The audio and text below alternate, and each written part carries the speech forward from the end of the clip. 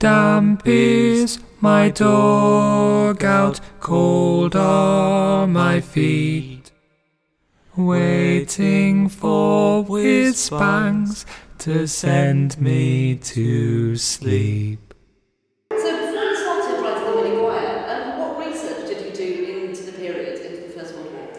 Well, I knew a bit about the war anyway, I think from my school days, and also a period of time a few years ago when some of my family got interested in our family history at that period of time. In fact,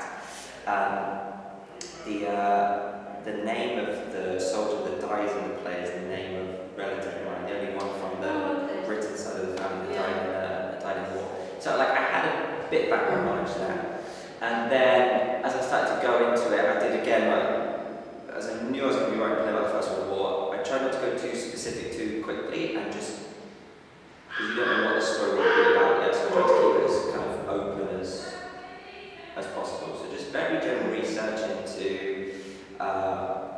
what like the conflict was, particularly where it's happening, because I think things that I find useful are things about like where the action will take place, who the characters are, stuff like that, which I think might help us to support us. A bit about the time as well, and also looking back at some of the causes of where it came from. If I knew it was going to be about a group of young men in a trench, also some of the other stuff that their lives would have been about. But certainly before really getting into writing, trying to keep it as broad and as general as possible. And when you were doing the research, were you looking for specific things that you could draw upon to help you create characters? Were you looking for specific situations once you kind of got into the research a little bit, or how did it start to kind of narrow down? It kind of leads itself, if that makes sense. Like, so that there's certain bits where like food, for example, or the rations need to be used, and then you go in and look at the rations and you realise actually, well, the privates and the lance corporals and the corporals, the enlisted men would maybe have slightly different rations from the officers, or there'd be different foods available. Then it gives you something which you can use. There's something as well about developing an instinct for what research can be used to create a dramatic situation, what research or what facts will not really kind of push you on. So I don't think it's about just filling those facts. Of course, yeah.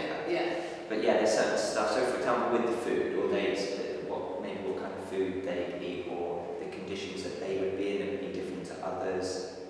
Because quite often we understand our own like personal experience of what's going on around us by relating it to what we perceive of others. And if you can find stuff like that, like food, conditions, clothing, what they would have worn, their background and how it was different from maybe some other people at the time. Also because it's a bit in the play which is about class as well, because the boys come from a working class background, and in this country, like in actually a few countries, class is quite a big issue. Even though it's not, about a play about class, it still has an effect on that. And research, when you start looking in a certain area, things just pop up and you go like, oh, I know, that's interesting things is going on. And then you find sometimes it feeds, and it's best for, it feels like a thing just naturally occurs. You go, oh, that was lucky that there's this fact that fits the thing, and you feel like, oh, that fact was just put there just for me to do something. But the truth is, it's not. You just filter out all this stuff. Of course. Researcher stimulus. Look out for nuggets of research that can help you to flesh out your characters and create dramatic situations. Jesse talks about how his knowledge of rations, which rank of soldier was entitled to certain foods, helped him at certain points in the narrative, particularly in regard to distinguishing characters from each other.